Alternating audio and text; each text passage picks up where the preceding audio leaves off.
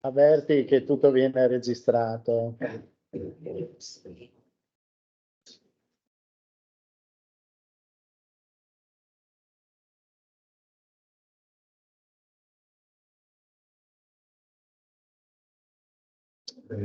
Iniziamo e vi avvisiamo che facciamo partire anche la registrazione in sala, perché poi possiamo pubblicare e editare i video. Bene, buona serata a tutte e a tutti. Faccio gli onori di casa come associazione Casa del Popolo e siamo molto contenti di ospitare questo nuovo incontro del collettivo della Storici Storia e il blog degli storici dei periodi occidentali. E per questa serata, che è la penultima di questo ciclo di incontri, a cui insomma succederà un altro, presto ci sarà il programma disponibile. Abbiamo appunto il piacere questa sera di ospitare l'autore del libro che verrà qui presentato, Gabriele Chiarolanza, e insieme a lui c'è lo storico Daniele Ceschin, che ci aiuterà ad entrare all'interno del libro, collocandolo anche all'interno del preciso contesto storico, e ringrazio ovviamente Giacinto Bevilacqua che coordinerà il dibattito, la presentazione e ci aiuterà insomma a comprendere bene ciò di cui tratteremo stasera.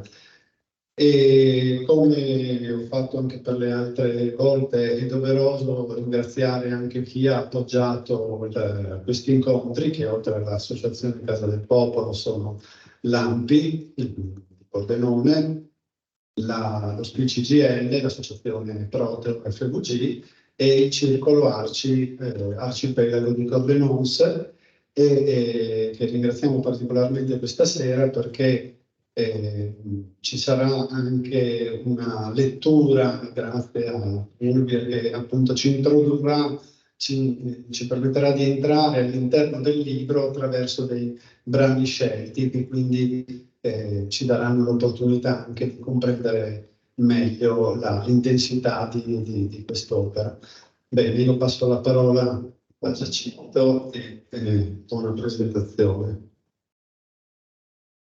Grazie Andrea, prima di tutto per la gradita ospitalità e un saluto cordiale ai colleghi giornalisti che invito, qualora non l'avessero fatto, a firmare la registrazione e confermare la presenza oppure a segnalarla nell'apposito modulario, e anche gli amici docenti presenti o collegati a distanza.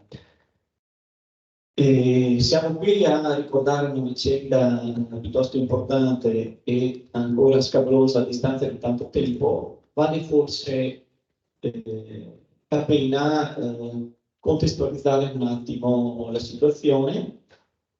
Abbiamo deciso di dedicare la prima parte di questo incontro così un po' la teoria della ricostruzione storica, la seconda parte un po' più movimentata con l'intervento dei volontari dell'Arcipelago di Cordenons, con anche delle letture e un approfondimento della ricerca storica effettuata da Gabriele Chiarolanza. Sapete che domani, 27 gennaio, ricadrà il Giorno della Memoria. Il Giorno della Memoria è una ricorrenza internazionale che è stata fissata dall'Assemblea Generale delle Nazioni Unite nel 2005 per commemorare le vittime della Shoah.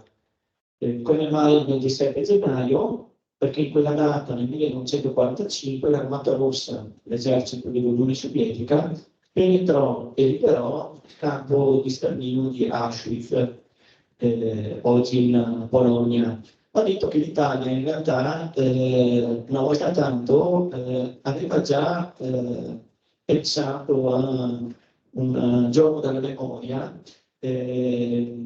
con diciamo, dei contorni, dei confini un po' più ampi in realtà rispetto alla risoluzione delle Nazioni Unite.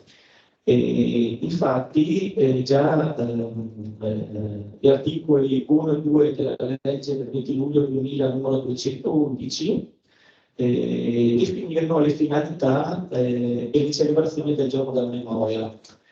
Ci tengo a dire questo perché, come ogni benedetto anno, poi la televisione riempie il palinsesto di filmografia sul sterminio degli ebrei. Secondo me porterà a una certa assuefazione, se non anche a un certo rigetto, perché tutto è concentrato in una settimana. Forse fa capire che quanto è accaduto è successo anche a casa nostra, fuori di casa, per le strade dei nostri paesi, e non solo per gli ebrei che in Italia rappresentavano una minoranza, ma anche per oppositori politici, per preti cattolici che non la pensavano in quella maniera, per omosessuali, per lesbiche, zingari, rom, sinti, minoranze religiose, minoranze etniche. Capite che la complessità delle vittime del nazifascismo è stata molto più eterogenea, molto più ampia. Per cui permettetemi solo di leggere in realtà il testo di legge in italiano. La Repubblica Italiana riconosce il giorno 27 gennaio, data dell'abbattimento dei cancelli di Auschwitz, giorno della memoria, al fine di ricordare la Shoah, sterminio del popolo ebraico, ma anche le leggi razziali, la persecuzione italiana di cittadini ebrei, gli italiani che hanno subito la deportazione, la prigionia, la morte, nonché coloro che anche in campi e schieramenti diversi si sono opposti al progetto di sterminio e a rischio della propria vita hanno salvato altre vite e protetto i perseguitati. Quindi ecco, valutiamo il giorno della memoria non solo come un ricordo di quella tragedia immane che è stato l'Olocausto, che è stata la Shoah, ma anche come la condanna di tutti gli oppositori del nazifascismo e anche semplicemente delle minoranze di qualsiasi genere. Ecco. Non parliamo nemmeno di disabili o minorati fisici o psichici, perché quelli neanche raggiungevano il campo di sterminio. Ecco. Quindi pensiamo al giorno della memoria e pensiamo a tutte le vittime. Data questa premessa, possiamo proseguire con il programma che avevamo pensato. Qui presento il dottore professore Daniele Ceschin, storico, molto che forse avete anche imparato ad apprezzare e a conoscere tramite le tante ospitate nei programmi di Rai Storia. E attualmente è docente. Bisogna riconoscere a Daniele ciò che è di Daniele, è uno degli storici più importanti italiani per quanto riguarda lo studio del profugato nella Grande Guerra. Anzi, attraverso gli studi e le pubblicazioni di Daniele bisogna riconoscere che quell'argomento storico ha ricevuto un'attenzione maggiore, nuovi connotati. Poi nell'ampia pubblicistica di Daniele figurano anche lavori sulla resistenza, su altri aspetti della storia contemporanea. In questo caso è un po' anche da padrino, se vogliamo, Daniele, perché insomma grazie a Daniele poi siamo entrati anche in contatto con il lavoro di Gabriele, siamo arrivati anche alla pubblicazione di questo romanzo storico. A Daniele chiediamo una contestualizzazione di quelli che sono gli argomenti trattati questa sera. Grazie, buonasera a tutti. Intanto ringrazio ovviamente gli organizzatori di questo incontro, ringrazio il dottore del libro Gabriele che conosco proprio grazie a questo testo, quando non era ancora un testo ma era semplicemente un articolo scritto.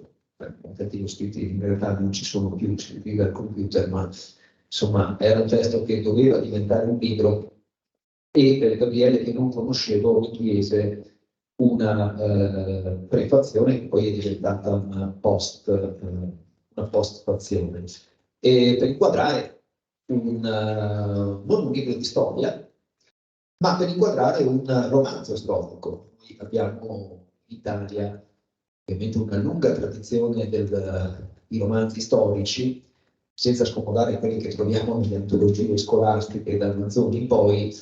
Negli ultimi 20 anni i romanzi storici hanno trovato in qualche modo un'ampia collocazione, diciamo, nell'editoria italiana. Sono stati la fortuna anche di molti scrittori, di molti giornalisti che si sono in qualche modo cimentati non con un saggio di storia, ma con un romanzo che ovviamente deve rispettare quelle che sono le caratteristiche appunto di spazio, di tempo rispetto alla storia.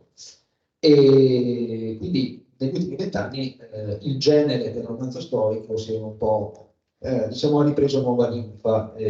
Sono romanzi storici che poi si può citare i nomi, ma sono ben noti.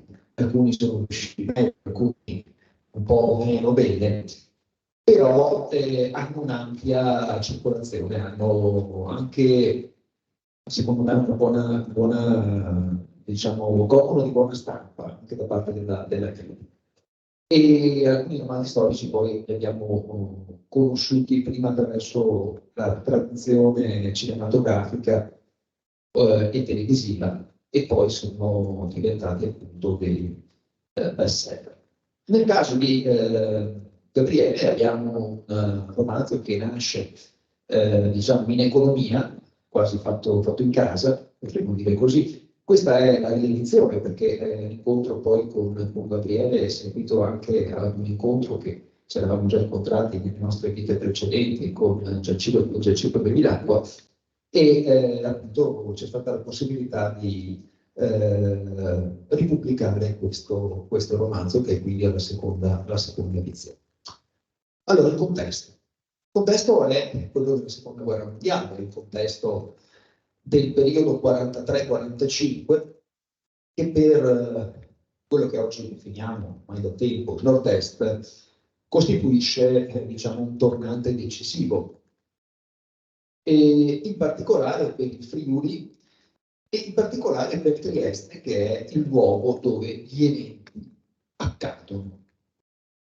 In questo libro non c'è solo Trieste, ci sono anche altri luoghi, ma le vicende accadono prevalentemente in questa città, che è una città già di per sé che si presta benissimo ad ambientare un romanzo, perché è una città, una piccola Vienna, è una città che dall'inizio del Settecento è un porto franco, è una città, è un porto, è un luogo di incontro fra culture diverse, fra lingue diverse, è un luogo che è stato, fino a poco più di 100 anni fa, faceva parte dell'impero austro-ungarico. Qui c'è anche l'impero austro-ungarico, diciamo austro-ungarico, perché la storia inizia proprio non nel 1943, ma quando l'Austria-Ungheria esisteva ancora, quando l'Austria-Ungheria nel 1914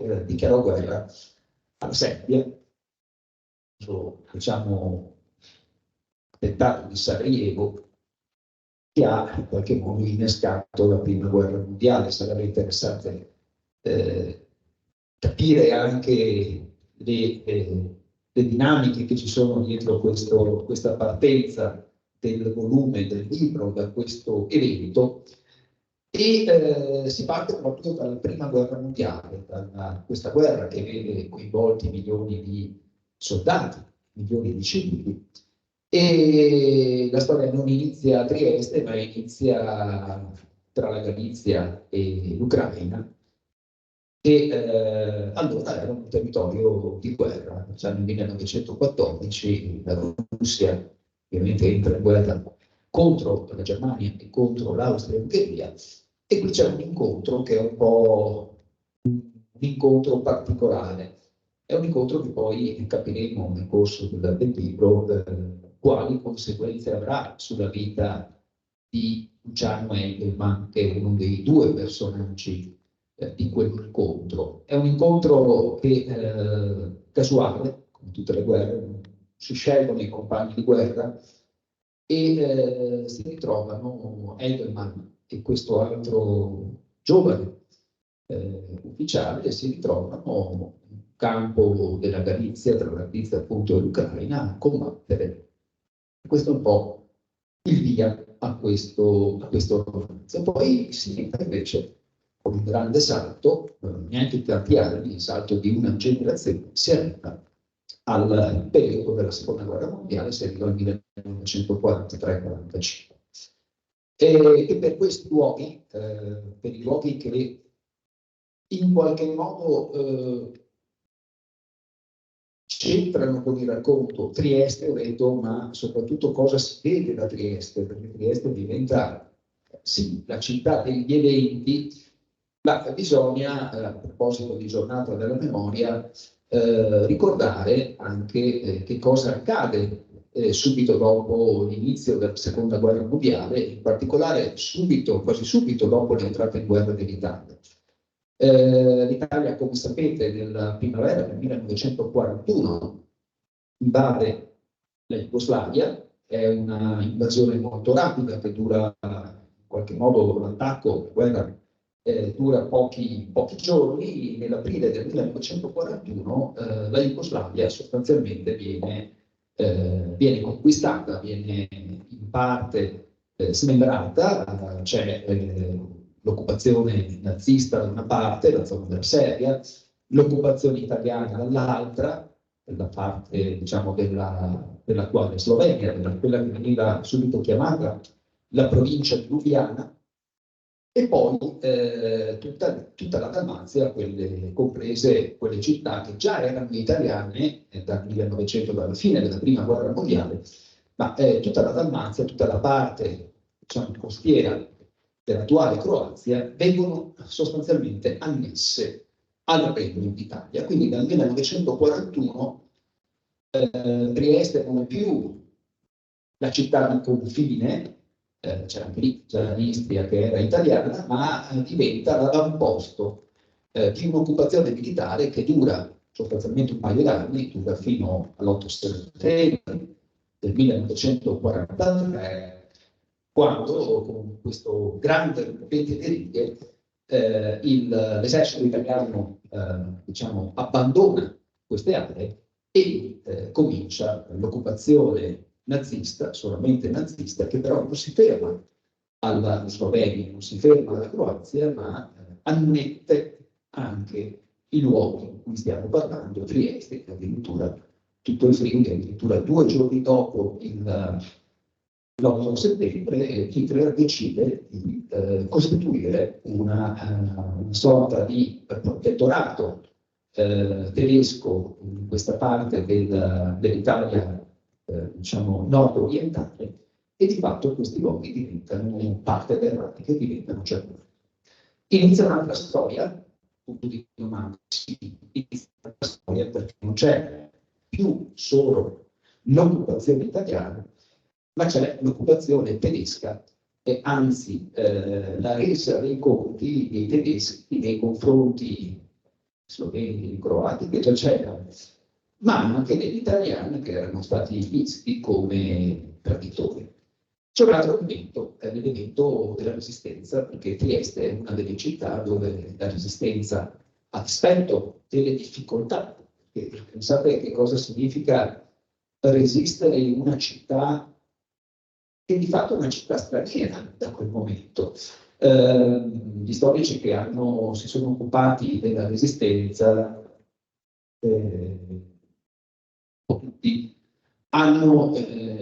si sono occupati del fenomeno della resistenza, non solamente la resistenza sulle montagne, ma anche la resistenza in luoghi urbani. Ecco, resistere in una città è complicato, è ancora più complicato, perché è una città più facilmente sorvegliabile, perché la città di solito viene controllata anche dalle truppe di occupazione. Pensiamo a città come Torino, come Milano, come Roma. Roma, quando viene occupata dopo l'8 settembre, dopo la fuga di Badoglio e del Re d'Italia, diventa una città che per quasi un anno, fino al giugno del 1944, insomma, dove diventa una città in cui la resistenza è complicata da costruire. E alcuni fatti, dopo l'attentato di Via Rasella e poi di conseguenza la strage delle fosse ardeatine, testimoniano di questa difficoltà, quindi di resistere in un ambiente urbano.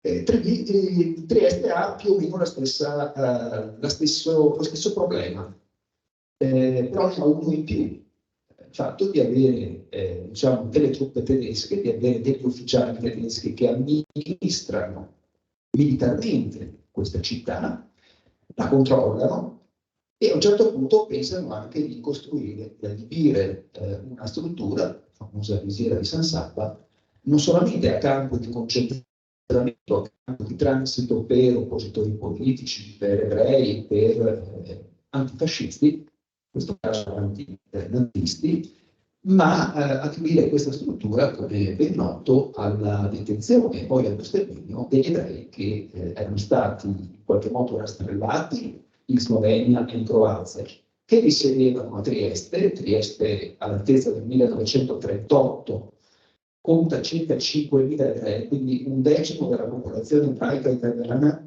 risiede a Trieste, quindi è una grande comunità ebraica quella di Trieste, e la componente ebraica compare qui dentro in maniera molto evidente. Ecco, vengono rastrellati ebrei da tutto il nord-est, anche dal Veneto, e in un certo momento Trieste non è solo il luogo di passaggio, il luogo di transito, il luogo di detenzione, di concentramento di questi oppositori, questi ebrei, ma di sterminio. Vengono, come ben noto, sterminati in maniera abbastanza sommaria, quasi 5.000 ebrei rastrellati in un'area molto molto ampia. A gestire il tutto ci sono ovviamente gli ufficiali tedeschi, ci sono le SS, ma come ben noto, e qui le testimonianze non è il tema di questa sera, ma le testimonianze ci portano a dire, anche le fonti ci portano a dire che ci fu un'ampia collaborazione da parte dell'elemento italiano. L'elemento italiano che era del tutto prioritario, perché non era un elemento italiano che dipendeva dalla Repubblica Sociale di Mussolini, dalla Repubblica di Salò, ma era un elemento italiano presente, indigeno, presente in loco, e Trieste in qualche modo è il luogo del tradimento. Ho avuto una prima suggestione per Gabriele. Qui dentro ci sono tanti tradimenti, nel senso che in una guerra si tradisce. Non tradiscono solamente i governi, ma tradiscono le persone, lo fanno per convenienza, per opportunità, per paura.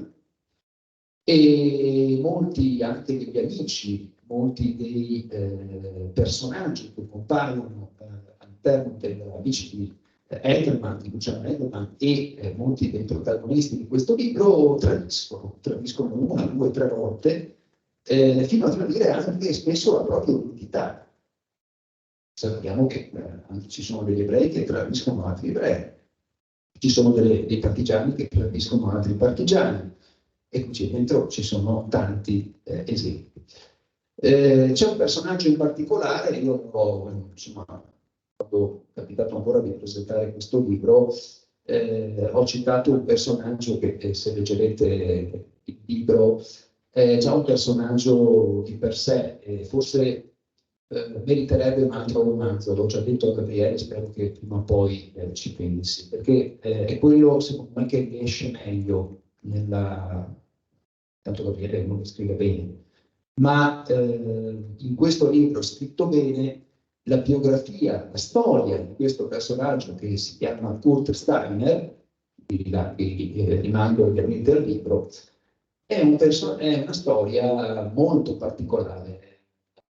Uomo che ha una identità ben precisa e che anche lui ha una memoria che va indietro nel tempo, come ho fatto io. Siamo partiti ovviamente dalla prima guerra mondiale, ma una memoria che si occupa di quello che è accaduto in tutta quell'area dopo l'arrivo degli italiani, dopo in particolare quella che è stata, quello che è stato il governo fascista. Quindi a partire dal 1925, 26, 27, l'identità di molte di queste zone, di gran parte di quella zona, l'identità soprattutto slava viene cancellata e viene sostituita da quella italiana con la forza. Ecco, Kurt Steiner è uno che ritorna indietro con la sua memoria, che è una memoria anche di vicende personali molto dolorose, a tutto ciò che quell'area ha in qualche modo vissuto e si trasforma in una sorta di cavaliere bianco in cui l'obiettivo è quello di cercare di trovare e di mettersi in gioco per una persona per fare giustizia. Ecco, la vendetta come giustizia, insomma, uccidere, diciamo, il cattivo, insomma, una sorta di conflitto fra bene e male, dove lui rappresenta il bene e il male è rappresentato da tutto ciò che è successo, soprattutto dopo le scelte dell'Italia fascista in quelle zone. È un personaggio veramente interessante che meriterebbe, ripeto, un romanzo già da solo. Non vi svelo ovviamente come va a finire, perché quando già nel titolo si parla di scomparsa, insomma, c'è una sorta di chi l'ha visto, però chi l'ha visto che dura praticamente tutto il libro e a un certo punto compare la sera di San Salva, perché il nostro Engelmann c'entra anche con la visiera.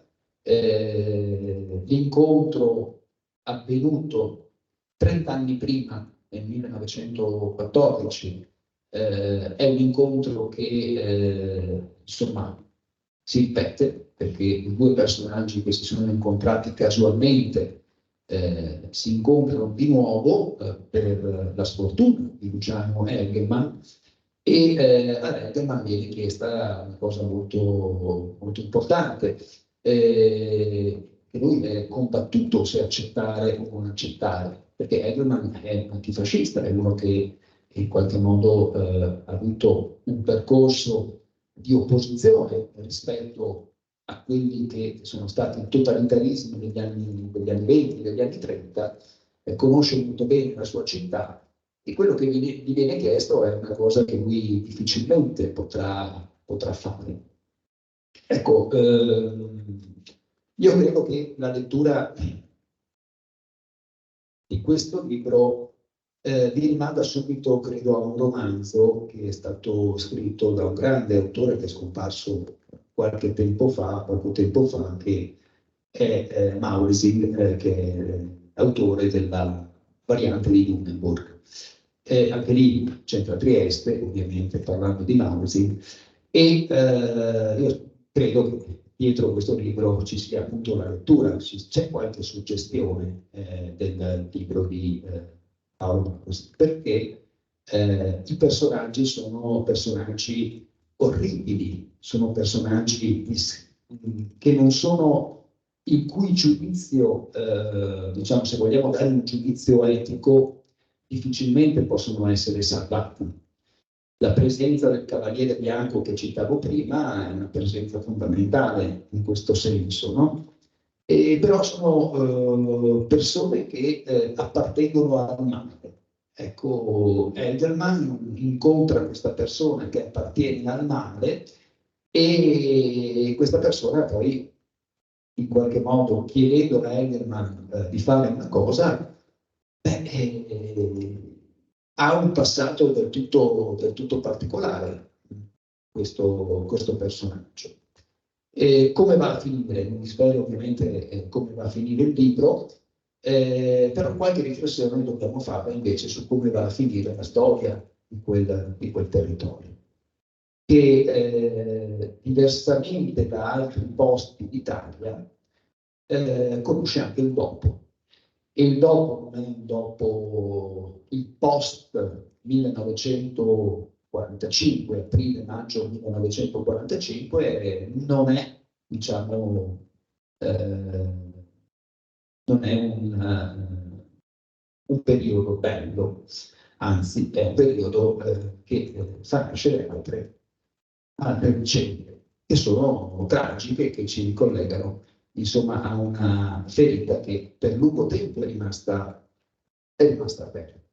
C'è il tema ovviamente delle foibe, c'è il tema dell'esodo, questi altri due diciamo, eventi che caratterizzano che rimangono sullo sfondo, ovviamente anche del libro, che entrano diciamo, in prepotenza a Trieste e sconfinano sia di qua che di là. È una ferita che rimane aperta e che nella memoria è rimasta ancora aperta perché l'elemento slavo in qualche modo prende come noto la prevalenza e l'elemento italiano viene cancellato, costretto ad andarsene e l'esperienza, la vicenda delle foibe racconta un altro momento tragico che però ha un prima ed è quello che ho raccontato perché come dicevo certe cose non nascono per caso. Se c'è stata quella violenza, se ci sono stati quegli uomini orribili dentro una città come Trieste, città straordinaria da tanti punti di vista, dentro quell'area che è un'area bellissima, insomma, la Venezia Giulia è una delle zone più straordinarie, ricche di cultura. Dicevo prima, l'incontro fra culture diverse, religioni diverse, lingue, eccetera. Bisogna raccontare tutta la storia partendo dal Settecento, capendo come viene inventato anche il e prima della Prima Guerra Mondiale, che è una categoria che non riguarda solo l'Italia, ma viene estesa anche a altri luoghi, ad altri territori dell'impero austro-ungarico, di come l'Italia poi entra a Trieste nel 1918 e della politica che viene fatta negli anni 20 e negli anni 30, compresa poi l'occupazione di quella che è l'area slovena, che diventa a far parte di fatto del Regno d'Italia, con la deportazione in Italia, in altri campi di concentramento, di migliaia e migliaia di donne, anziani, bambini che vengono internati a Gonars piuttosto che a Monigo, vicino a Treviso, e vengono portati un po' in tutti circa 200 campi di concentramento, perché pochi lo sanno, ma noi in Italia abbiamo avuto tra il 43, tra il 41 e il 45 abbiamo avuto circa 200 campi di concentramento. Noi citiamo l'unico campo di sterminio, appunto la visiera di San Sabba, ma ben prima che arrivasse l'occupazione nazista nel 1943, noi dal 1941 abbiamo cominciato a internare, a deportare donne, bambini, anziani e ovviamente a fucilare quelli che potevamo fucilare dall'altra parte. E tutta questa storia ovviamente è un prima.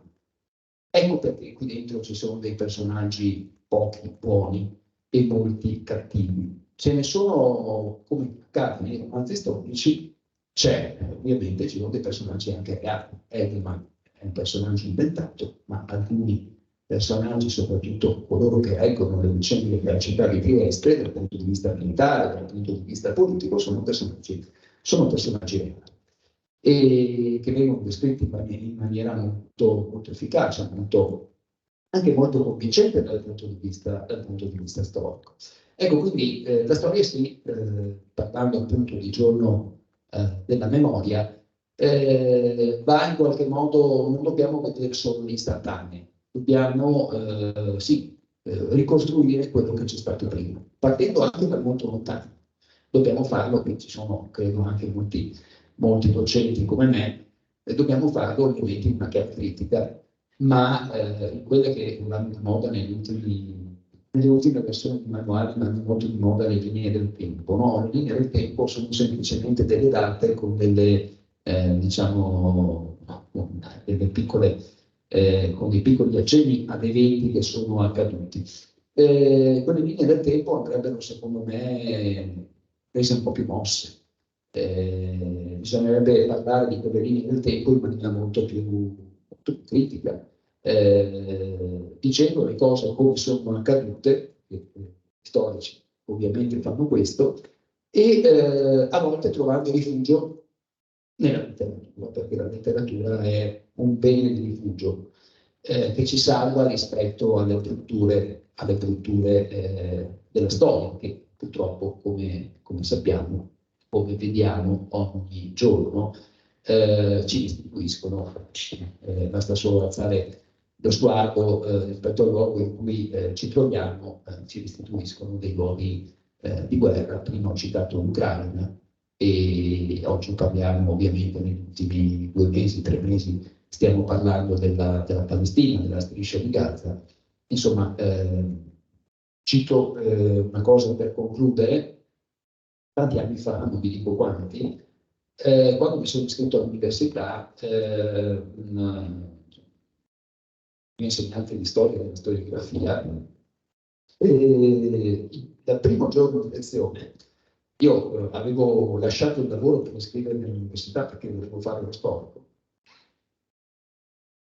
Il primo giorno di lezione, insomma, rischiò di farmi tornare a lavorare perché deluse. Io ero convinto che la storia ancora potesse insegnare qualcosa, invece erano più o meno gli anni appunto della guerra nella ex Jugoslavia, così dico anche quanto era. E questo professore, che si chiamava Gino Benzoni, disse a noi studenti, che aveva l'abitudine di fare le lezioni la sera dalle 6 alle 8, perché per favorire gli studenti lavoratori. Ecco, io ero in quel momento ancora uno studente lavoratore prima di lasciare il lavoro, disse: guardate che la storia non insegna nulla, guardate che dopo Auschwitz, dopo il fuoco di Hiroshima e di Nagasaki, la storia non pensiate che possa insegnare nulla. Io uscii, diciamo, scioccato da questo, mi svelò, ovviamente a 20 anni, una triste realtà che poi ho potuto, e tutti noi possiamo in qualche modo purtroppo confermare. Vi ringrazio, poi magari se c'è necessità di dibattito.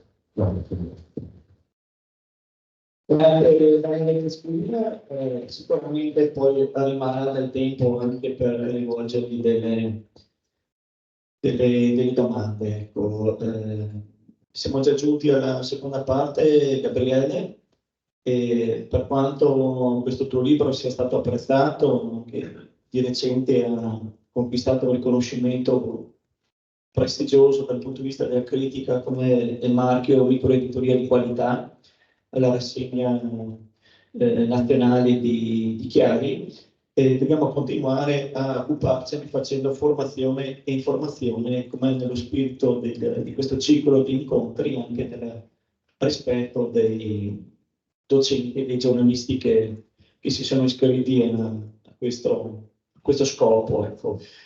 So che per un certo tempo hai vissuto a Trieste, dico bene, quindi hai avuto maniera, insomma, di respirare quell'aria mitteleuropea, transnazionale, del tutto speciale che solo a Trieste si respira, ecco, perché se io non sto dicendo una bestemmia, ma Trieste non è Italia, Trieste è un territorio diverso dall'Italia, è un territorio veramente che è il cuore dell'Europa, crogiuolo di civiltà che sono anche extraeuropee, e quindi influssi culturali, religiosi, economici. È veramente un centro multietnico, multiculturale, molto, molto internazionale, la città più internazionale d'Italia, da quando è diventata confine italiano.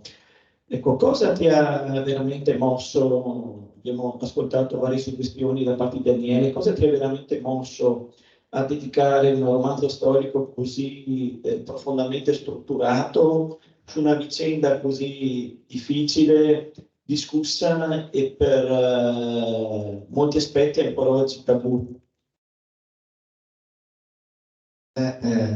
Innanzitutto c'è stato uno stimolo autobiografico. Io ho frequentato Trieste per dunque circa un paio d'anni da pendolare, però l'ho frequentata. Ed è stata un'esperienza molto particolare perché fin dalla prima volta in cui sono arrivato per andare dal prete, anzi non era un prete, era un frate, in realtà un frate francescano. Io pensavo fosse un prete, dopo ho scoperto che era un frate, dove dovevo per dormire, insomma.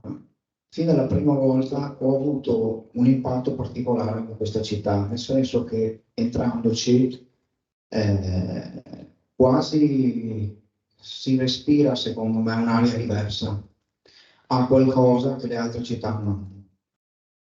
E inizialmente è stato solo una questione così istintiva mia, di esperienza terra a terra, di essere lì e guardarmi intorno. Poi però, tempo dopo, un po' per caso, un po' iniziando per caso, poi proseguendo con intenzione, mi sono messo ad approfondire la storia di Trieste, perché sono partito casualmente dal fatto che Trieste non è sempre stata italiana. Però a me, a scuola, questo non l'hanno detto. A me l'hanno sempre presentata, fin dalle medie, come città italiana. Punto. E io non avevo mai sentito parlare, fin da adulto, quindi, anche se ero molto più giovane di adesso, però non avevo mai sentito parlare della Trieste austro-ungarica. Questa cosa mi ha incuriosito. È stato diciamo, il punto di inizio del mio interesse per Trieste nello specifico. Partendo da lì mi si è schiusa davanti agli occhi una realtà, da un lato che mai avrei immaginato, ma una realtà di una complessità e di una particolarità notevoli, perché Trieste è una città che ha una storia unica, nel senso che noi da italiani la vediamo anche sulla carta geografica come città periferica. Sta lì nel nord-est, in un angolo quasi, e noi la vediamo così, siamo abituati a vederla così. Ma un centinaio d'anni fa, quando ancora esisteva l'impero austro-ungarico e Trieste ne faceva parte, non era periferica, era una città che all'interno dell'impero austro-ungarico era considerata importantissima, per questo la chiamavano davvero la piccola Vienna. La consideravano una delle loro città più importanti, una specie di fiore all'occhiello, chiamiamolo così. C'era il porto, certo, un porto anche questo importantissimo. Dobbiamo immaginarla, dobbiamo smettere un attimo di pensarla con l'ottica italiana. Vederla sarebbe utile prendere una cartina geografica del 1914, per esempio, e allora si vedrebbe che Trieste aveva da una parte il collegamento con l'Austria e la Germania, dall'altro aveva il collegamento con tutte le terre slave, ma anche con l'est europeo, perché l'impero austro-ungarico li chiama Austria-Ungheria. Quindi Trieste non era la città periferica di oggi, era un'altra cosa, era una città inserita nel clima europeo dell'epoca. C'erano un sacco di nazionalità, l'impero austro-ungarico ne aveva, adesso non mi ricordo quante, ma 7, 8, 10 nazionalità, tipo. Tra parentesi, una cosa che magari non si pensa, però una delle nazionalità ufficiali dell'impero austro-ungarico era quella italiana.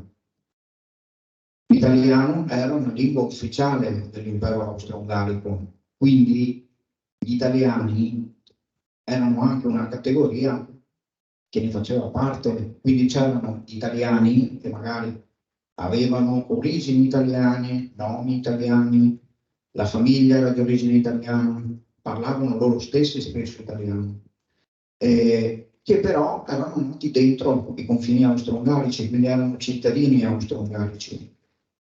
E la storia, tra le altre cose, degli italiani d'Austria, cioè di questi italiani però cittadini austro-ungarici, è una storia che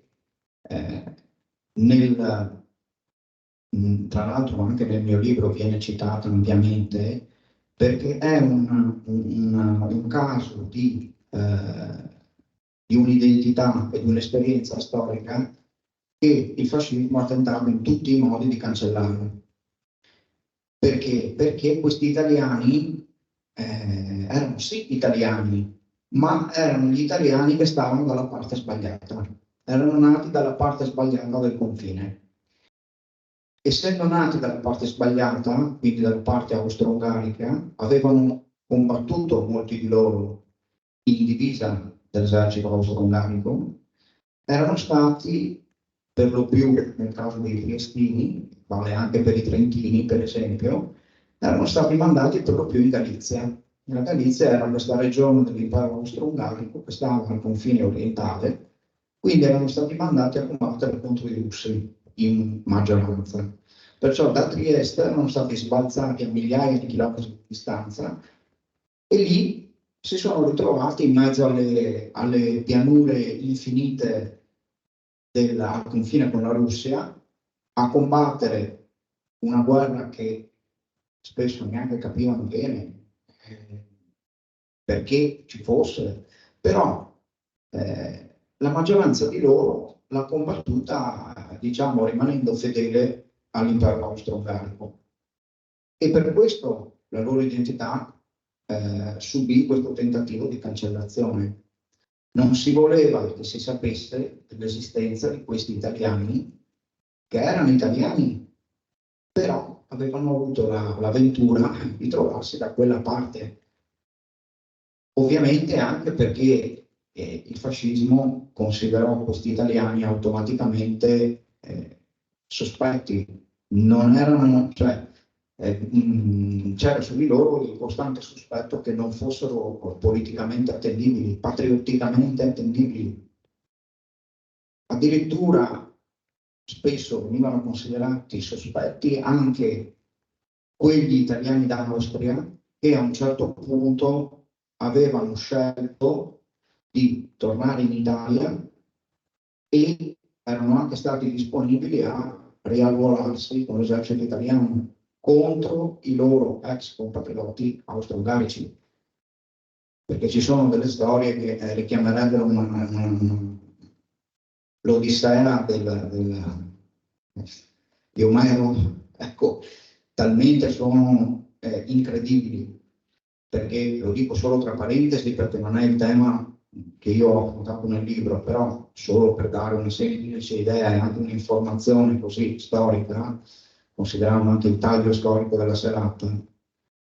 Ci furono molti italiani d'Austria, quindi combattenti con l'esercito austro-ungarico, furono catturati combattendo contro i russi, portati nei campi di prigionia russi e lì, essendo che la Russia era alleata dell'Italia allora, ci fu una missione che gli italiani intrapresero d'accordo con le autorità russe nel tentativo di convincere questi italiani austro-ungarici a ritornare in Italia, riarruolarsi con gli italiani ovviamente e combattere contro gli austro-ungarici.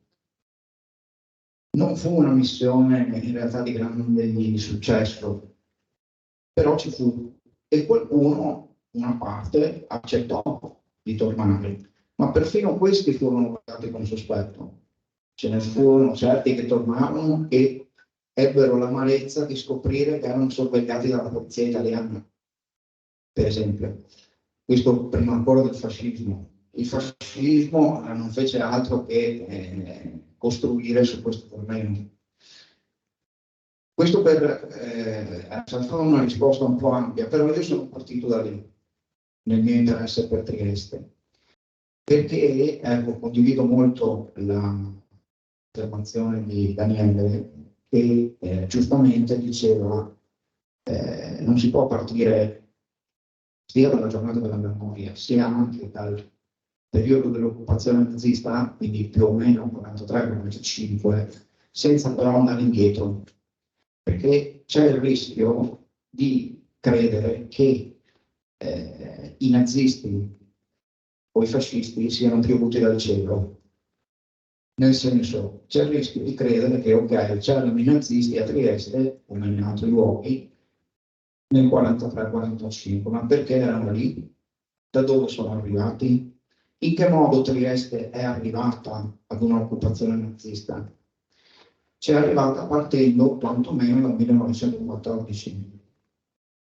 Mi riallaccio brevemente al concetto che ho espresso all'inizio, cioè la storia straordinaria di Trieste. Trieste è stata austro-ungarica e è diventata la città che tutto sommato conosciamo ancora oggi in epoca austro-ungarica.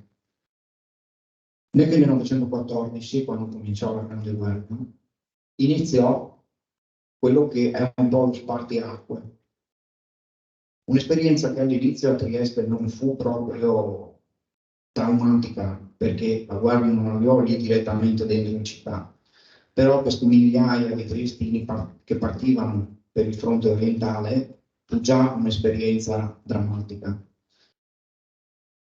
Poi, chiaramente faccio un po' di salti, però per dare un'idea, la Grande Guerra ebbe la sua evoluzione, si arrivò al 1918. Improvvisamente l'impero austro-ungarico, che esisteva mica dal giorno prima, era una delle grandi potenze del mondo di allora, improvvisamente quasi si scioglie come neve al sole, scompare.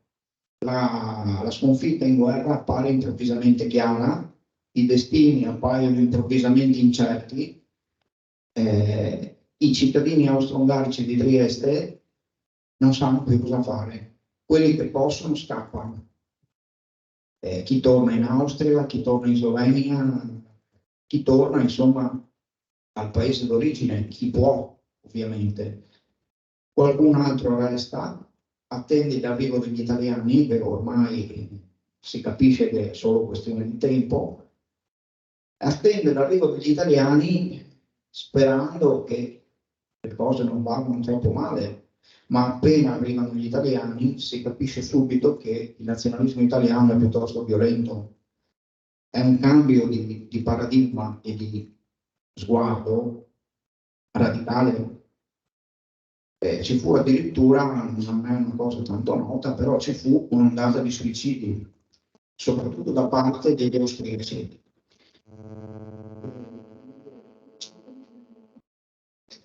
Ci fu un'ondata di suicidi subito dopo, nei mesi immediatamente seguenti l'armistizio. E quindi ci fu questo rapido cambio. Il fascismo nascente a Trieste fu molto violento. Trieste si può forse definire una specie di laboratorio a cielo aperto del fascismo, del primo fascismo. Anche nel libro a un certo punto c'è una citazione molti di voi lo sapranno, dell'incendio del Narodny Dom già nel luglio del 1920, presto diciamo così.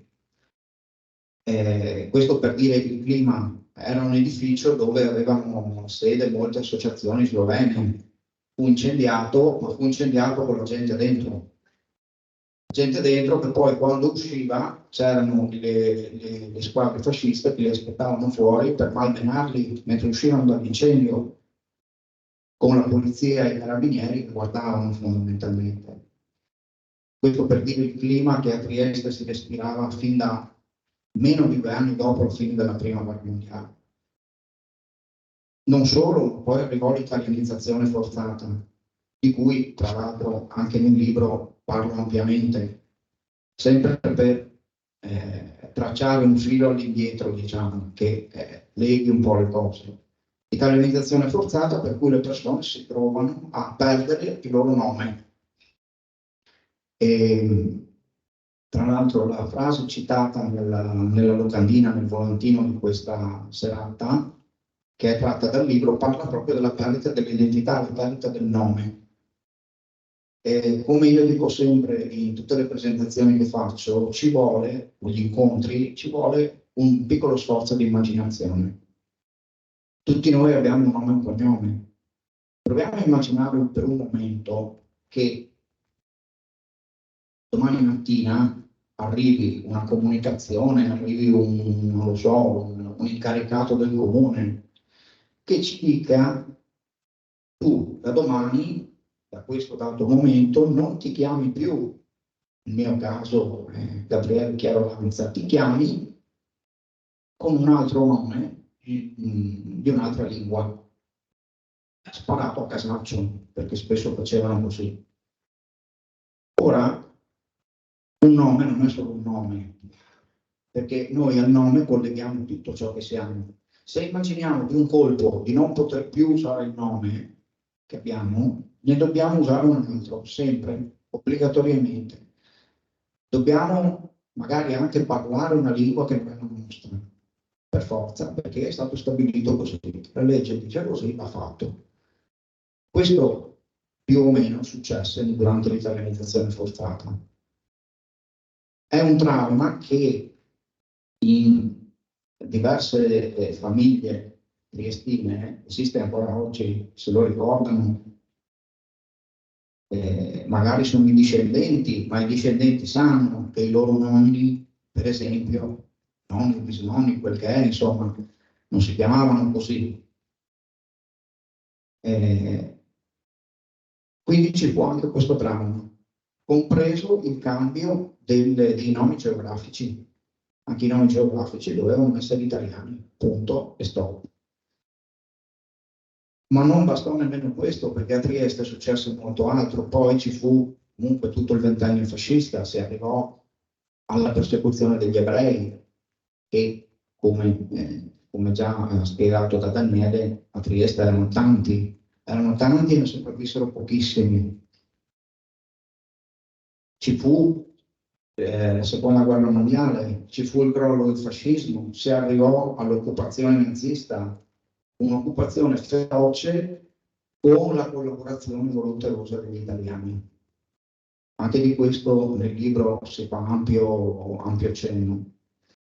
Addirittura la polizia di Stato italiana non si limitava ad arrestare, ma derubava, picchiava e minacciava prima di portare gli arrestati in risiera.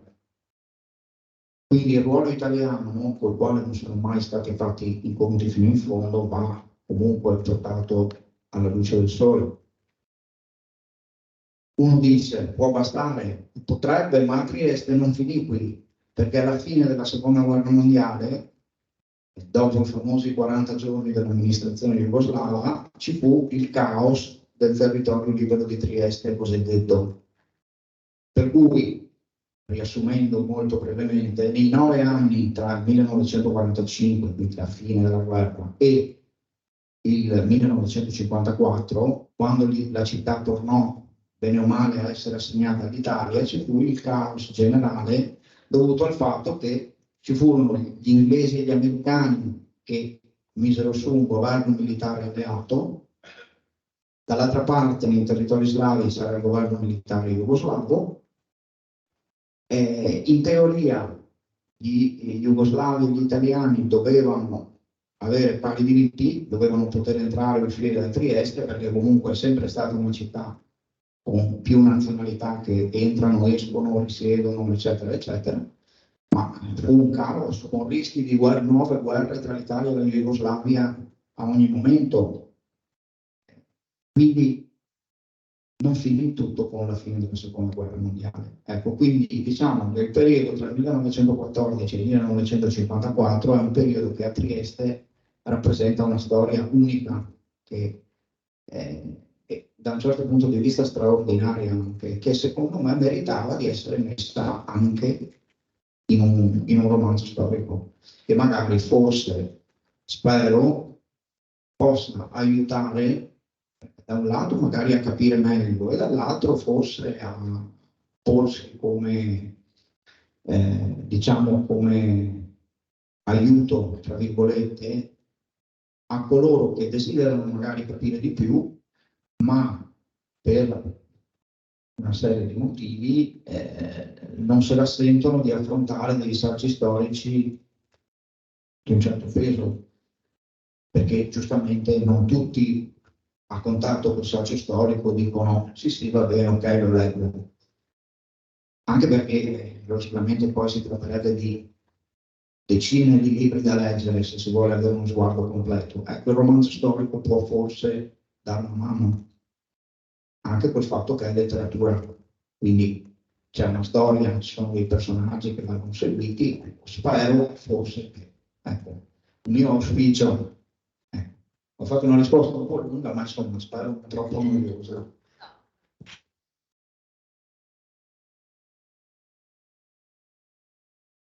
Siete molto generosi per questa classe. Gabriele è solo all'inizio, è solo il primo intervento. Ci sarà tempo. Allora, la tua libera scelta, è il momento di chiamare le amiche di Arcipelago per qualche lettura scelta, lo decidi te, ecco. Due suggestioni mi sono venute in mente. Una in realtà, è farina del sacco di Daniele. Ciò che ha significato il Porto Franco assegnato alla città di Trieste durante l'epoca asburgica, e il fatto che Luce scelse la città di Trieste quale palcoscenico dal quale declamare le cosiddette leggi razziali. Ecco. Sono due macro temi che sono altrettanto pesanti per fare capire, insomma, effettivamente l'importanza e le sfumature di cui godeva la città di Trieste. Vuoi che facciamo un break, chiamiamo amica Fulvia, pardon, nome mi pare anche abbastanza tristino per una lettura, poi proseguiamo.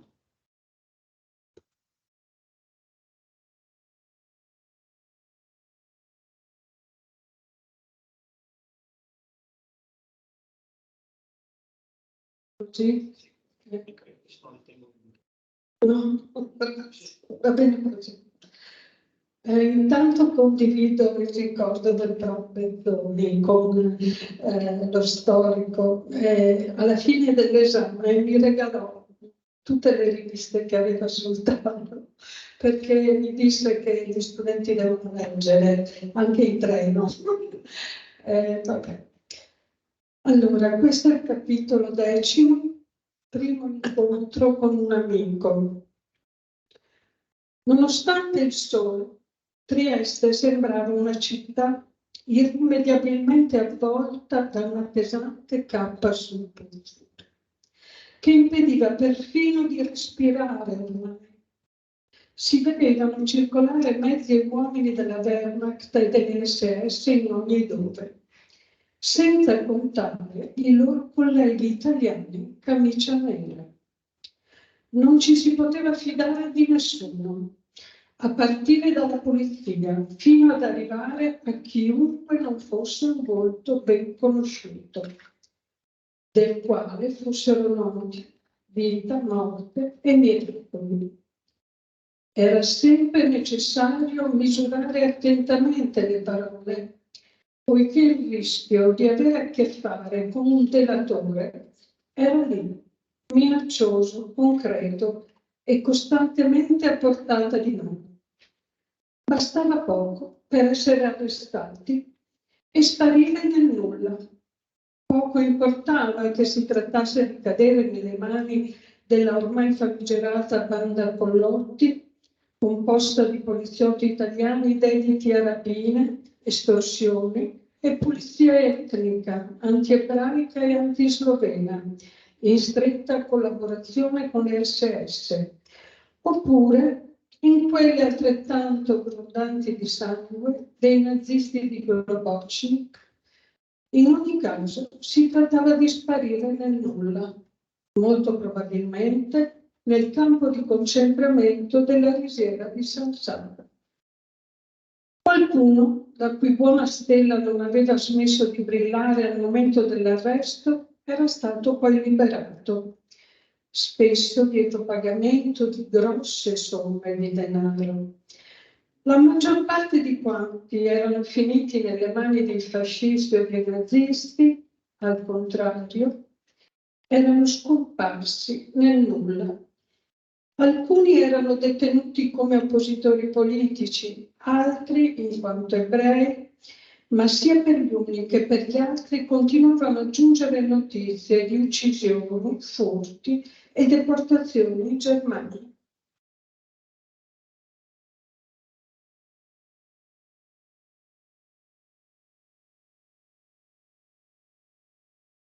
Grazie Fulvia, e poi riprendiamo un altro intervento e approfitto per ringraziare per il contributo dell'arcipelago di Cordenos. Una domanda, Gabriele.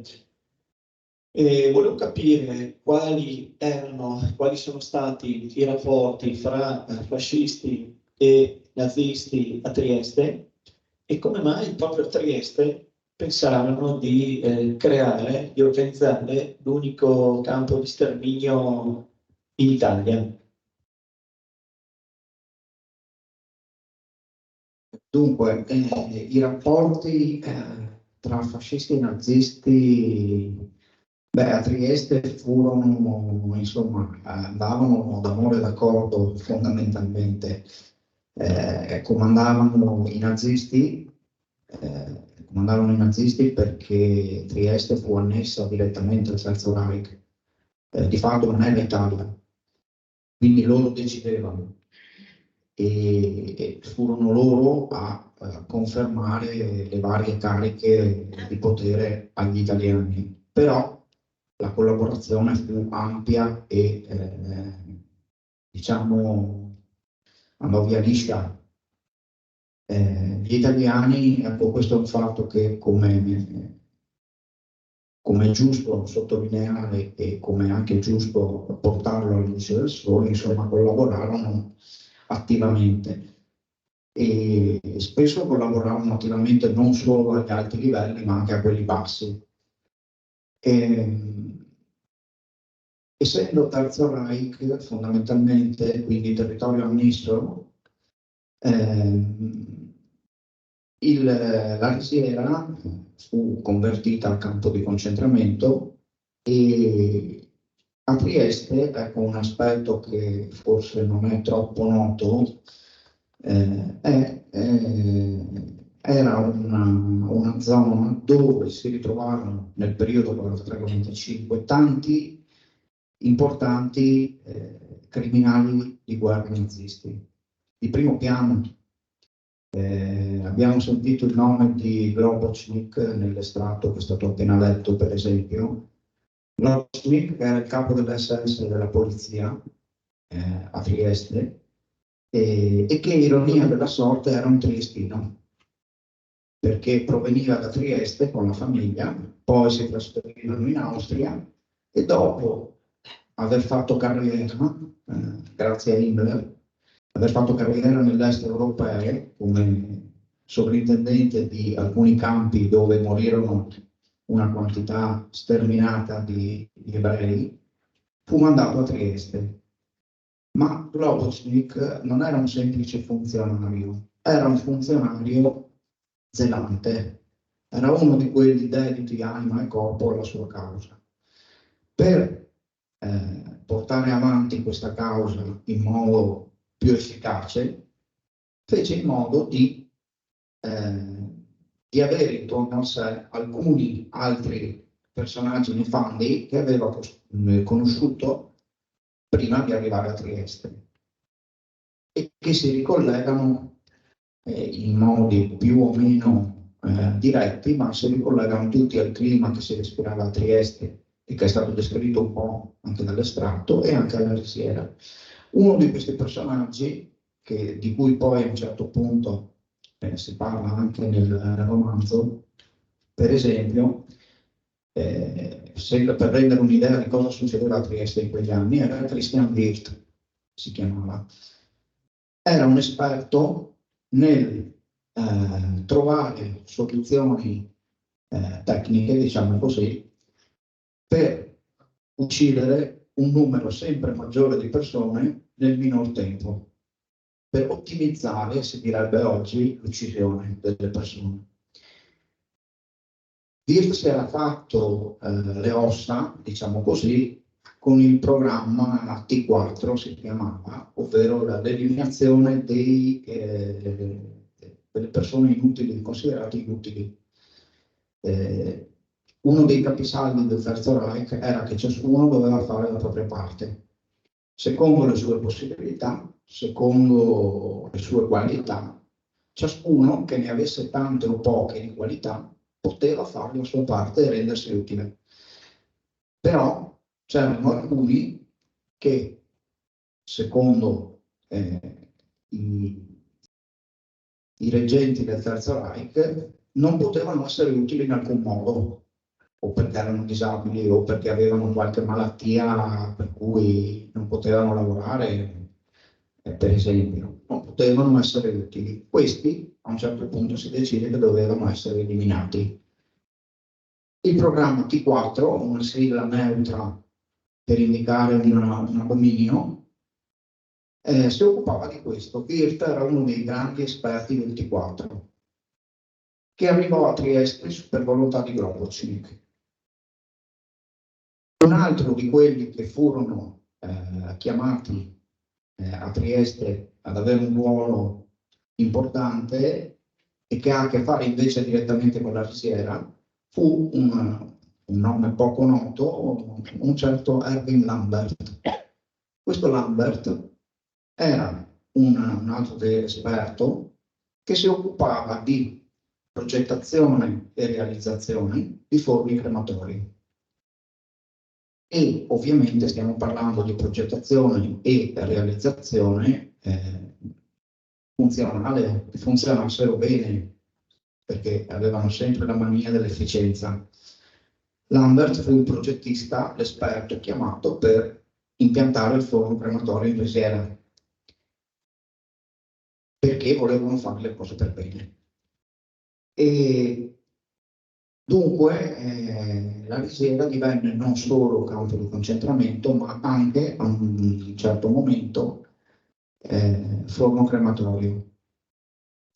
E i numeri sono sempre molto alti delle persone che ci passavano attraverso, e anche qui, cioè anche per quanto riguarda la risiera, gli arresti, le deportazioni, eccetera, eccetera, la collaborazione tra nazisti e fascisti fu sempre efficace.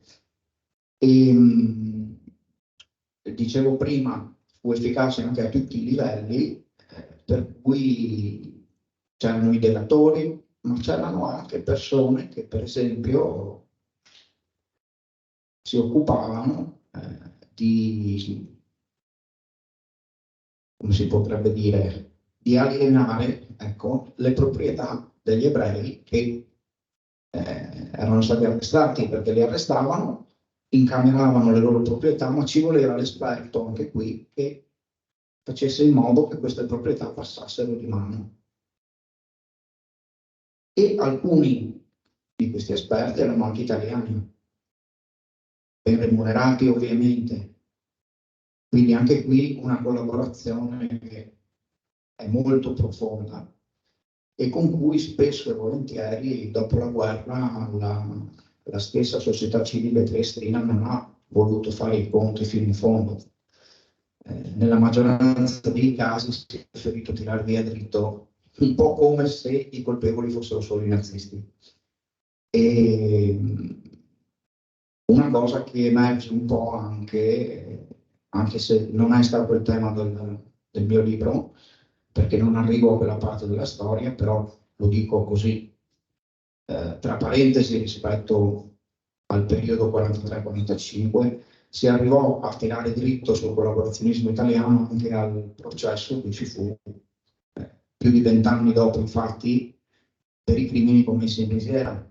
Processo che però riguardò solo i nazisti e ovviamente non tutti.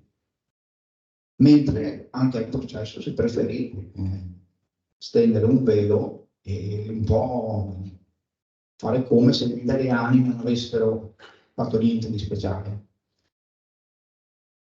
Quindi una realtà che poi si allunga la sua ombra anche dopo la guerra. Ecco, su cui sarebbe giusto, anche se a distanza di tanto tempo, insomma, farci un conto, mettersi davanti a questo fatto, che ancora oggi è molto molto difficile.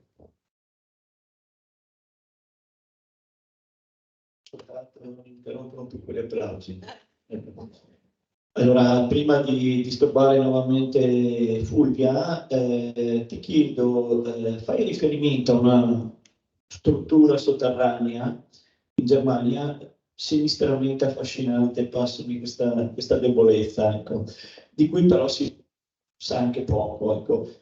Puoi sinteticamente spiegarci di cosa si tratta?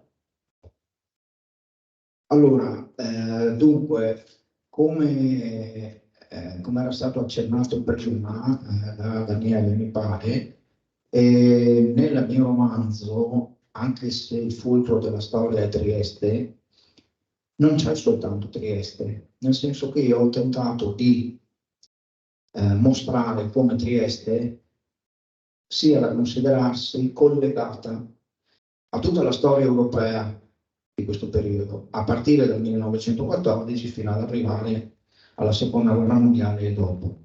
Uno dei collegamenti che ho tracciato e che sì, non ne svelo tutti i dettagli perché li scoprirà chi desidererà leggere poi il libro. Però uno dei collegamenti riguarda un campo nazista di cui si sa molto poco. Io stesso, prima di imbattermi in questo nome, in questa realtà, facendo le mie ricerche, le mie letture, non avevo mai sentito parlare, è il campo di Dora, si chiamava così. Il campo di Dora è un campo particolare, nel senso che era praticamente costruito dentro una montagna. C'era questa montagna nella quale erano state scavate delle gallerie lunghissime. A un certo punto, fondamentalmente in conseguenza dei bombardamenti alleati che cominciavano a colpire o perlomeno a provarci molti centri industriali tedeschi, i nazisti ebbero paura che questi bombardamenti diventassero troppo efficaci e distruggessero qualche impianto fondamentale. La soluzione che trovarono, quale fu? Fu, tra le altre, trasferire una parte della produzione industriale militare dentro il campo di Dora, cioè dentro questa montagna cominciarono a trasferirci centinaia e centinaia e centinaia di prigionieri che stavano in altri campi, li misero dentro questa montagna, dove quindi non riuscivano nemmeno a distinguere più tra il giorno e la notte, perché stavano sempre dentro queste gallerie. Qui dovevano lavorare a portare avanti questa produzione industriale che era stata impiantata lì dentro. E è una realtà che provoca un impatto forte quando lo si scopre, anche un po' strano perché ci si domanda: ma è possibile che riuscirono a concepire di trasferire intere industrie dentro una montagna e perché concepissero di trasferirci dentro centinaia, migliaia di prigionieri che già erano, diciamo, già prima di arrivarci, voglio dire, erano dei semi-uomini, perché arrivavano lì che a malapena si leggevano in piedi, poi lì dentro, senza più vedere quasi la luce del sole, con tutto questo rumore che li bombava, avevano anche il vero e proprio rincretinimento da questa situazione. È impossibile immaginare per noi, però se si fa un attimo lo sforzo di immaginare dentro una montagna tutta questa realtà allucinante, l'impatto è forte. È anche forte, almeno lo è stato per me, l'impatto con la nozione che io non avevo mai sentito nominare questa cosa, e penso che in parecchi non ne abbiano sentito parlare, qualcuno sì, ma penso che tanti no, anche tanti di quelli con cui capita che io parlo non hanno sentito nominare. E questo campo di Dora non è di per sé direttamente collegato a Trieste. Il collegamento l'ho tracciato io tramite la storia di un personaggio che, senza appunto voler svelare, però un personaggio che ci avrà a che fare. Ecco. E ho voluto metterlo dentro alla mia storia perché da un lato fa capire come non ci siano realtà isolate. Trieste non stava lì da sola, era collegata a quello che succedeva in tutto il resto d'Europa e del mondo. Dall'altro ho voluto fare anche lì, come per altri elementi del romanzo, un piccolo tentativo di portare davanti al lettore qualcosa che forse non conosce, ma che magari può essere bene invece venisse contatto. E adesso chiamerei Fulvia.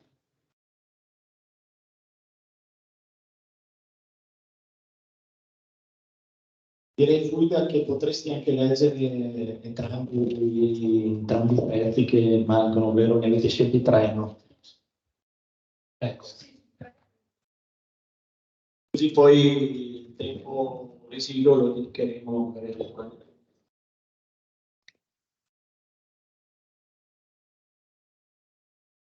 Ecco, allora torniamo al tema della cittadinanza austriaca. Le leggo una parte di una lettera di una madre al figlio. Vedi, io sono nata e cresciuta nell'impero d'Austria-Ungheria, sotto il buon Franz Josef. Per lui che ci siamo nati dentro, l'impero non era soltanto un nome vuoto per indicare lo stato in cui vivevamo. No, per lui l'impero era un'identità, una seconda pelle. Speravamo di appartenere a una potenza secolare che aveva il suo punto di forza nella presenza di più nazioni, in grado di conferirgli un prestigio ancora più grande di qualsiasi altro regno. Molti non erano d'accordo con questo modo di vedere le cose e sostenevano che l'impero schiacciasse le varie nazionalità per far avere dei vantaggi soltanto agli austriaci e alla famiglia regnante. Io però non l'ho mai pensata così. È vero, io sono austriaca e forse per me, dall'alto della nazionalità imperiale, è più importante, è facile parlare così. Ho conosciuto però ungheresi, sloveni, serbi e italiani che nell'impero si sono trovati bene, hanno potuto studiare a Vienna e hanno sempre goduto di buoni diritti. Perfino in Parlamento erano rappresentate ufficialmente tutte le nazionalità presenti nel regno. Un padre, Josip, per esempio, ha studiato all'Università di Vienna e ha sempre goduto di stima e considerazione sia in Slovenia sia qui a Trieste. Quindi, caro Anton, io sono fiera di essere stata una cittadina del regno di Franz Josef. Come ti ho ripetuto tante volte, sono nata austro-ungarica e morirò austro-ungarica, che ne dicano gli italiani o chiunque altro. Per quanto mi riguarda non mi importa proprio un accidente dell'opinione di costoro. Scegliere di rimanere qui a Trieste dopo l'armistizio con l'Italia non è stato per niente facile. Credimi, Anton, tuo padre e io non abbiamo affrontato questa situazione a cuor leggero. Abbiamo creduto però che questa città fosse casa nostra e abbiamo ritenuto di avere il diritto di restarci. Trieste non l'hanno fatta gli italiani. Se non ci fosse stata la famiglia degli Asburgo, questa sarebbe ancora una sperduta località ai margini della provincia, con qualche migliaio di abitanti e un porto, con 4 pescherecci malandati. Invece, nel 1914, alcuni la chiamavano addirittura la piccola Vienna. Era davvero una città stupenda, prima che arrivassero gli italiani, desiderosi soltanto di scacciare gli stranieri. Si parlavano molte lingue, c'erano giornali, riviste, scuole, enti culturali, sportivi ed economici, nei quali si comunicava usando tutte le lingue dell'impero. Tutte le nazionalità godevano di pari diritti e le attività cittadine, porto compreso, erano floride.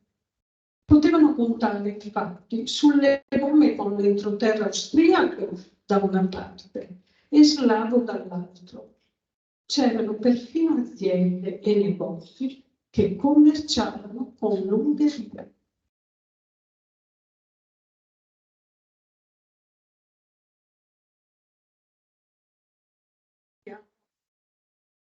Andiamo al 1947, settembre, Trieste.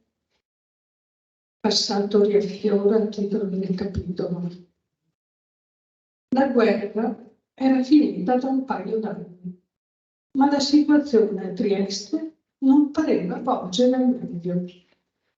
La lotta per scacciare i nazisti dalla città era stata molto violenta e soltanto l'arrivo delle truppe del fronte di liberazione jugoslavo aveva definitivamente posto fine al litorale adriatico e all'amministrazione fascio nazista, che aveva dettato legge fino a tutto il mese di aprile del 1945. Quanto era seguito alla partenza dei nazisti aveva per certi versi dell'incredibile e si poteva riassumere in poche lapidarie parole un caos generale in cui gli alleati lottavano con gli jugoslavi per mantenere il controllo della città a tutti i livelli. Nell'ambito di questa situazione confusionaria, nella quale aveva assunto il comando un governo militare alleato anglo-americano, una sola cosa era certa: al di là dei giochi politici tra l'Italia e la neonata Jugoslavia, che rischiavano di far scoppiare una nuova guerra in qualsiasi momento. I nazisti non erano stati condannati a pagare per le colpe delle quali si erano macchiati durante la guerra.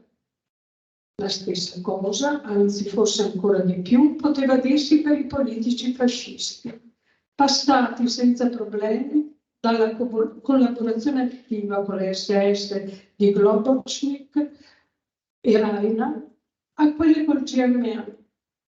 Inutile poi parlare dei moltissimi cittadini triestini collaborazionisti ai quali, molto semplicemente, fu consentito di proseguire in pace e tranquillità la loro vita, come se nulla fosse accaduto. La nuova parola d'ordine del GMA Trieste era anticomunismo a qualsiasi costo.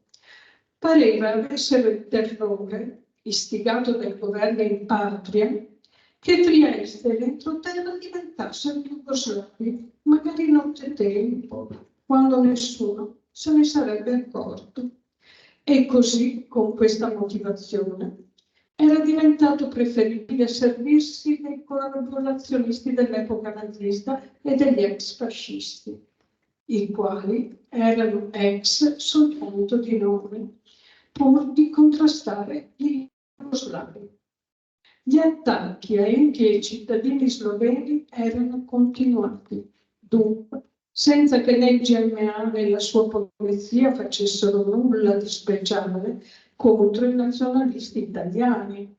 Si diceva addirittura che in città si nascondesse ancora qualche criminale nazista.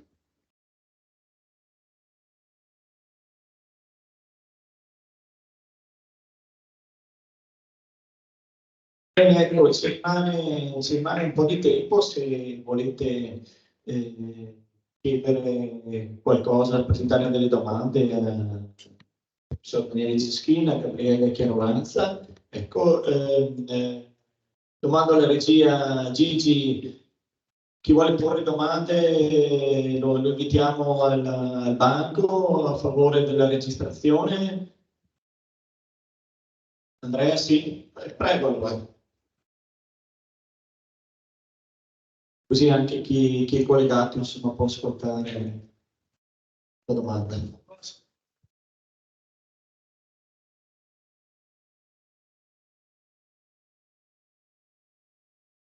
Sempre. Sento per me. Io Adesso adesso l'avrò attivato per quello sono stato invitato da un amico a ascoltare la conferenza, però ci sono anche un po' tardi, però ho pensato molto perché io ho studiato a Trieste, ho vissuto a Trieste, sono qua di Sicilia e qual è il tuo nome? Pasquale. E ho studiato a Trieste e quando sono a Trieste ho vissuto veramente questa. Io ho provato, sono stato a Padova, non a studiare in PC. Padova è molto italiana, c'è un scontro delle forme, o comunque c'erano degli scontri, c'era questa italianità molto forte. A Trieste invece trovai tutt'altro, trovai intanto una cosa molto bella che è un po' quello che ho osservato dall'ultimo capitolo del letto, sul fatto che ci fosse, io sono andato là, io ho le amicizie che ho a Trieste, sono di ogni tipo di nazionalità, soprattutto serbe, perché ho molti amici serbi, però di ogni nazionalità ho trovato le comunità slave molto orgogliose della propria lingua, del proprio parlare, che loro non sono italiani, cioè nazionalità italiana, però l'orgoglio di parlare la loro lingua. E ho trovato tantissimo questa cosa qua. D'altra parte trovavo molto anche, l'Università di Trieste è molto fascista, l'architettura è architettonicamente così, però io non posso nascondere l'orgoglio della mia università, cioè questa edificio imponente, qui c'è tanto questo gioco di controparte.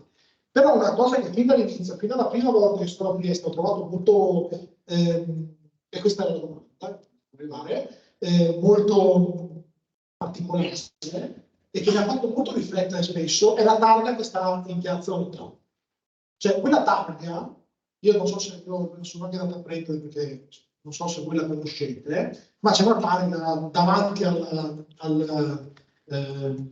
balcone dove Mussolini fece le leggi razziali, e la targa dice, vabbè, il 18 settembre 1938 Mussolini scelse questa piazza per annunciare l'emanazione delle leggi razziali antisemite, macchie indelebili del regime fascista e della monarchia italiana. Ora, questa cosa qua a me ha sempre dato fastidio, perché all'inizio mi dava fastidio perché c'era questa monarchia italiana, che io dicevo, ma di noi italiani, cioè nel senso, perché la monarchia è non l'Italia in sé? Ma poi in realtà la cosa che mi dava fastidio realmente era questa parola macchia indelebile. Ora, perché l'ho sempre associato come per dire che cioè una macchia è un vestito, cioè che un vestito si macchia, però il vestito è buono. E questa macchia indelebile del regime fascista era un po' stranezza. Ed è lì, io non so, volevo chiedere a lei cosa ne pensasse di questa, proprio per il discorso che faceva sul non riconoscimento di queste cose qua. Perché è indubbiamente la chiamata targa posta dalla comunità ebraica, che invece adesso non leggevo, che è molto più diretta, ovviamente. Grazie. Grazie Pasquale. Allora, dunque, io partirei dalla considerazione che allora, a Trieste c'è appunto la Piazza Unità d'Italia.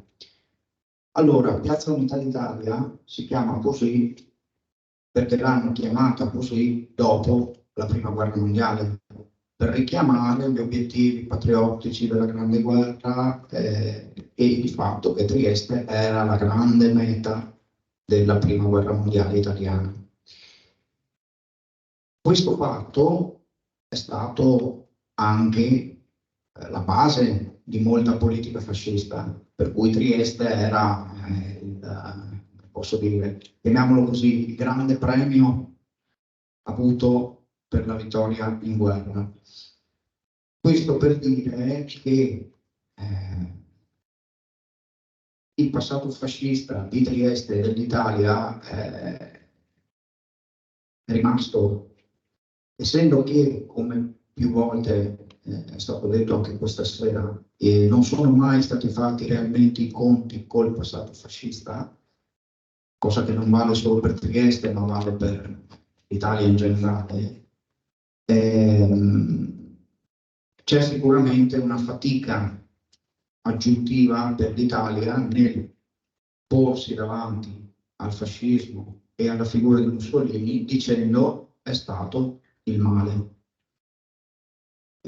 Quindi, considerando questo preambolo che indica un po' il contesto, non stupisce che si trovino tracce in questo senso. Può valere per questa targa, così come può valere per le molte vie e piazze italiane che ci sono ancora, le vie Libia, piazza Cadorna, eccetera, eccetera, eccetera. Tracce di un passato con cui bene o male non si sono fatti i conti.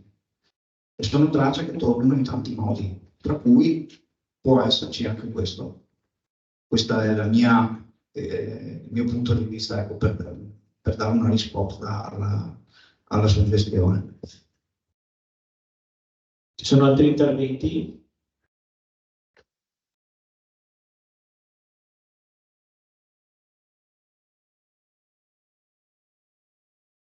Nessun altro intervento? Nessun altro intervento, ok. Daniele, hai qualcos'altro da aggiungere come chiosa? Mi pare che l'intervento mio e quello di Gabriele abbia in qualche modo inquadrato, diciamo, il libro, ma anche il periodo e i luoghi. Abbiamo parlato molto di Trieste, abbiamo parlato molto di questa città particolare che appunto è epicentro di una serie di eventi.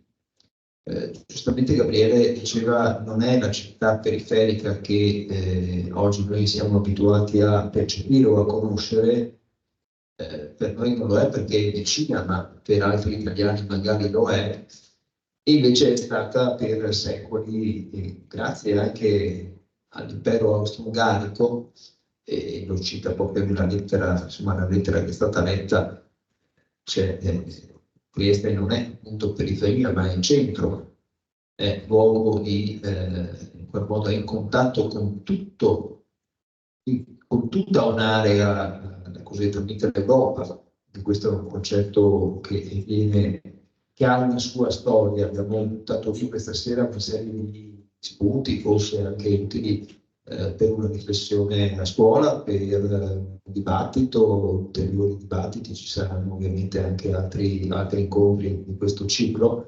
e a cominciare da quello che si terrà appunto il 9 di febbraio, e che parla di un evento ricordato prima da Gabriele, che è diciamo, il biglietto da visita del fascismo a Trieste, con l'incendio di quella che era la Casa della Cultura slovena a Trieste, no? Il movimento slavo. E io volevo aggiungere un altro elemento che da studioso della Prima Guerra Mondiale, è che l'Austria-Ungheria ha avuto un senso storico, ha avuto, diciamo, un ruolo storico importantissimo, e paradossalmente lo aveva anche per l'Italia. Noi, ricordo, siamo stati in qualche modo, eravamo alleati dell'Austria-Ungheria, siamo stati fino all'aprile del 1915, quando abbiamo deciso di cambiare in qualche modo le alleanze, no? E volevo citare un personaggio che anche questo è poco studiato, un personaggio famoso, ma anche la storiografia non ha buttato uno sguardo così preciso su questo personaggio, e che è centrale nella prima guerra mondiale, la guerra italiana, che è il ministro degli esteri Sidney Sonnino. Sonnino è, a mio giudizio, il vero presidente del Consiglio della guerra italiana, anche se durante la guerra non è mai stato il presidente del Consiglio, ma è stato un ministro degli esteri e quello che firma il patto di Londra nel 1915, nell'aprile del 15, e arriva per caso ad essere ministro degli esteri perché è morto, diciamo, quello che reggeva in qualche modo le sorti della diplomazia, Antonino di San Giuliano, e Antonino di San Giuliano muore appunto nei giorni immediatamente successivi al scoppio, anzi all'attentato di Sarajevo, quindi insomma inizia una guerra e noi siamo senza ministro degli esteri. Ecco. E arriva per caso ad essere ministro degli esteri Sidney Sonnino, che è un uomo dell'Ottocento, è un uomo che ama la diplomazia segreta, e di fatto il patto di Londra è un patto segreto, ed è quello che a un certo punto decide di cambiare le alleanze. Se ci pensiamo, anche Cadorna arriva per caso a guidare l'esercito italiano perché era morto Alberto Pollio, che era il capo di Stato Maggiore, quindi noi abbiamo i due personaggi centrali della guerra italiana, Sonnino e Cadorna, che si ritrovano a rivestire questo ruolo nel 1914, appunto quando le ostilità iniziano, quando la guerra italiana è ancora a livello di neutralità, che sta ovviamente giocando su più tavoli, e il giocatore fondamentale è proprio Sidney Sonnino. Sonnino rimane, è l'unico ministro che rimane ininterrottamente in carica dal 1914 fino al 1919, quindi passano i presidenti del Consiglio, ma lui rimane sempre come garante di quel patto segreto che è stato firmato nell'aprile del 1915. E leggendo i diari di Sonnino e le sue lettere, all'indomani dell'armistizio e all'indomani dell'implosione dell'Austria-Ungheria, lui si rammarica del fatto che l'Austria-Ungheria non esista più. L'Austria-Ungheria era funzionale anche al Regno d'Italia, serviva, diciamo, un contenitore che in realtà noi non sappiamo che non era un semplice contenitore di tante 8-9 nazionalità, ma era diciamo uno Stato organizzato dove gli irredentismi al plurale, non c'era solo l'irredentismo italiano, ma c'erano, ogni nazionalità aveva il suo irredentismo. Ebbene, Sonnino si rammarica nei suoi scritti, siamo tra la fine del 18 e l'inizio del 19, quando inizia, poi iniziano le trattative di pace, perché c'era l'armistizio, ma poi c'è una pace che viene negoziata non più con Vienna, perché Vienna non è più la capitale, ma viene negoziata con Vienna, con Budapest e con tutti gli stati, che anche la Jugoslavia, che nasce all'indomani della guerra, come regno dei serbi, dei croati e degli sloveni. Ecco, il problema di Sonnino qual è? Sonnino si rende conto che a Trieste ci sono gli slavi, lo scrive proprio esplicitamente, caspita, ci sono gli slavi, noi pensavamo che ci fossero solo gli italiani, magari c'era l'elemento tedesco, e passi, ma il fatto di avere dall'altra parte degli stati slavi, e uno stato che ovviamente poi sarà protagonista anche durante gli anni 20 e 30, e poi sarà lo stato con cui entreremo, che occuperemo a partire dal 1941, ecco, Sonnino si rende conto che l'Austria-Ungheria si rammarica anche a livello internazionale, ma come noi, come se avesse potuto fare qualcosa. Insomma, l'Austria-Ungheria è venuta giù con un castello di carte. E Sonnino, da uomo dell'Ottocento, da uomo abituato a trattare, insomma, a usare la diplomazia in maniera molto scaltra, molto cinica, decide di scrive che insomma, questa Austria-Ungheria, che era molto di più, era uno Stato ovviamente funzionale anche alla politica estera, quindi per scrivere anche un nuovo ordine europeo, e un ordine europeo che in qualche modo viene messo in discussione. Ci penseranno altri a scrivere un nuovo ordine europeo, ci penseranno i totalitarismi, ci penserà il fascismo in Italia, ci penserà il nazismo in Germania, il fascismo in realtà abbiamo anche un marchio di fabbrica, abbiamo inventato il fascismo e lo abbiamo esportato, si è parlato molto negli anni scorsi dell'esportazione dei modelli democratici. Ebbene, noi abbiamo esportato il fascismo, lo abbiamo in qualche modo, tutti gli stati con cui siamo entrati in guerra, poi tra l'altro erano anche degli stati non democratici, pensiamo anche alla Grecia, insomma erano stati che avevano copiato quello che era avvenuto in Italia a partire dall'ottobre del 1922 con la marcia su Roma. Quindi in sostanza io ho citato questa figura di Sonnino perché parlando di Austria-Ungheria lui avrebbe fatto carte false per salvare questo Stato multietnico, multinazionale e per ovviamente in funzione della politica estera che era più facile ragionare a livello diciamo tra ministri degli esteri, dall'altra parte con uno piuttosto che trovare degli elementi oscuri, appunto l'elemento slavo.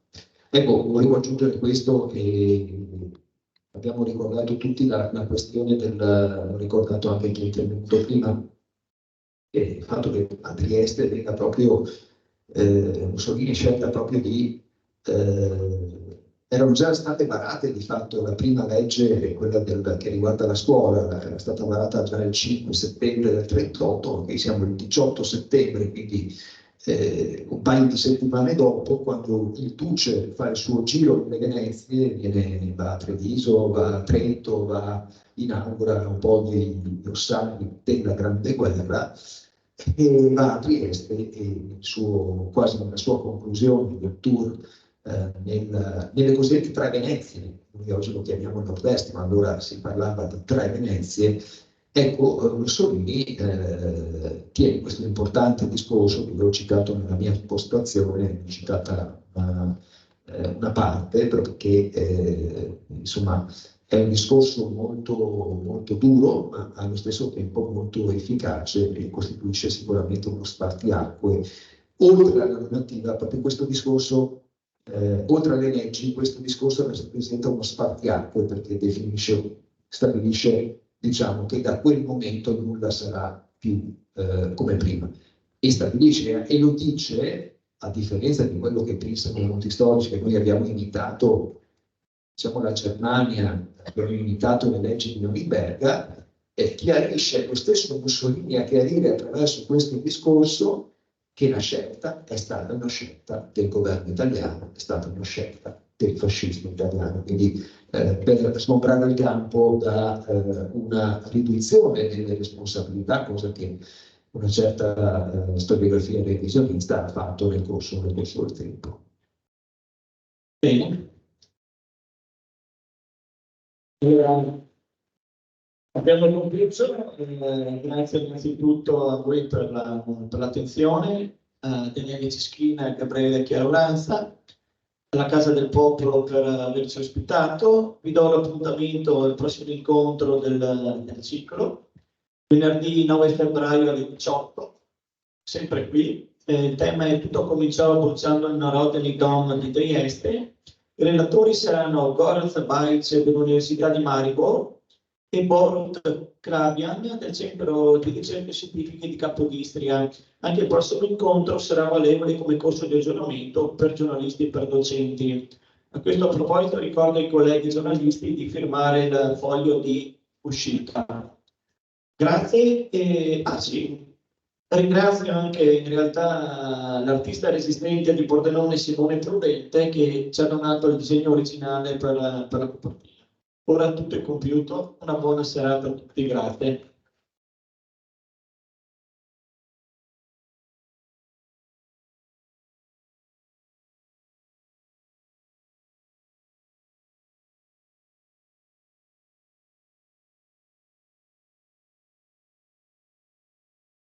Chiaro? E capito?